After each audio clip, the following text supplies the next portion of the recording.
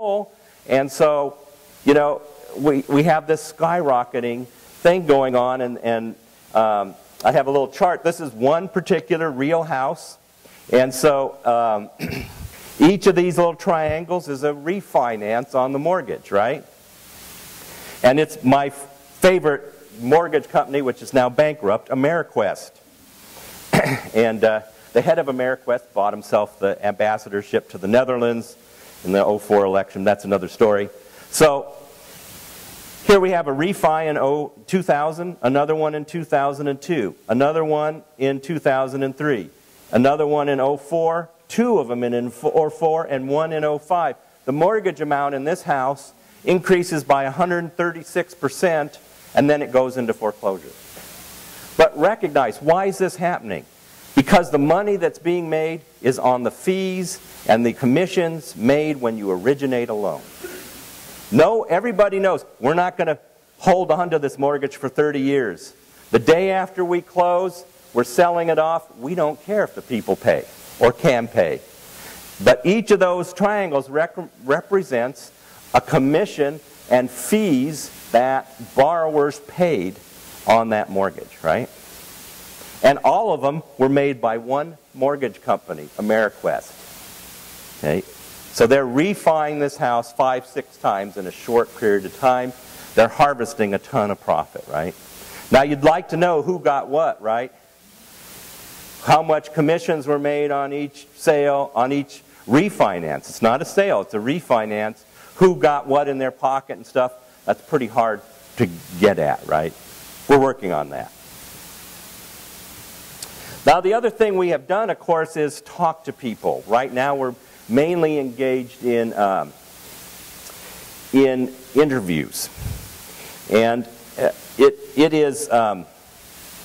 it's a heart-rending research project, really. We talk to many people who have serious health problems, who have calls from lenders while they're in the hospital.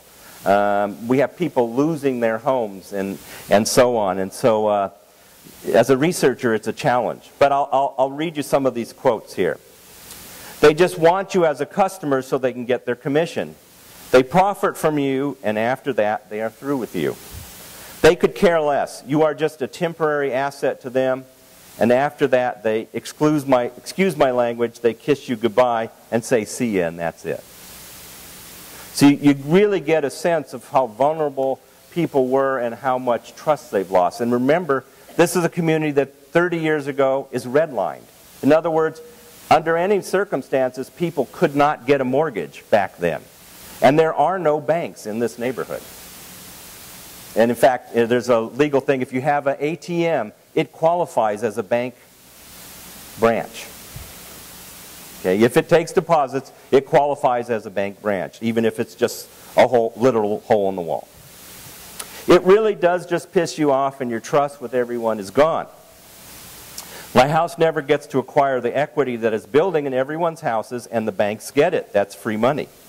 You know, they push you and are not doing it for you. They only want to make money out of you.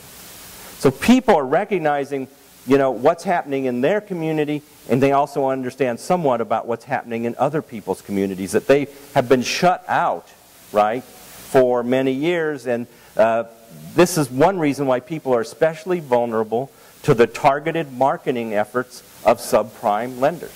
One of the things they say is, we won't say no. You don't have to fear rejection if you get a loan with us, right? People are blizzarded with flyers. I know many people who are in foreclosure. They were getting 5-10 phone calls a day. Hey, you want another loan on your property, etc. It's been horrible, you know, because of the choices I made. I would not say owning a home is terrible, but the debt I got into, and it was a downward spiral, I felt I would never get out of. Once you are vulnerable like that, these kinds of things can happen to you. I realized that what they were doing was to wait for me to actually fall so they could come back under and buy me out. And I think so much of this is targeted into the inner city, you know. So you could see people really grappling. And bear in mind, of course, people have kids, they have families, they have to have shelter, right? Well, there's a couple of concepts, of course, that I've been working with to make sense of this. The thing on the left, accumulation by dispossession. I've learned one thing from this project, and that is there's been a lot of times when I couldn't actually figure out why the financial community was doing what it did. And I came to realize that that was only because they were making money in a way that I couldn't actually understand at that time. I know that sounds kind of funny, but that's just kind of my folk wisdom on this thing. But the bottom line, accumulation by dispossession, is the profitability and the way to make money is by dispossessing people of their property. And in the foreclosure crisis, we actually see that happening. And I'll talk a little bit more about why I think foreclosures are happening at such a high rate and why lenders are unwilling to actually negotiate. The second notion, there's a book called Domicide. It's obviously a play on homicide, but this is the global destruction of home.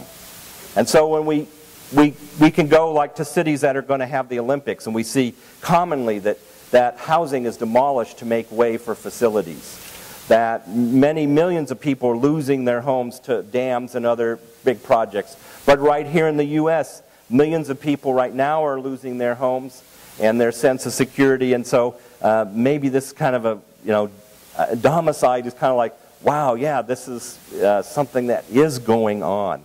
And these are kind of like typical houses that we see. This one on the right's not there anymore. The city is proud that they can now move within 2 weeks to demolish a house. It doesn't do much for your tax base, however.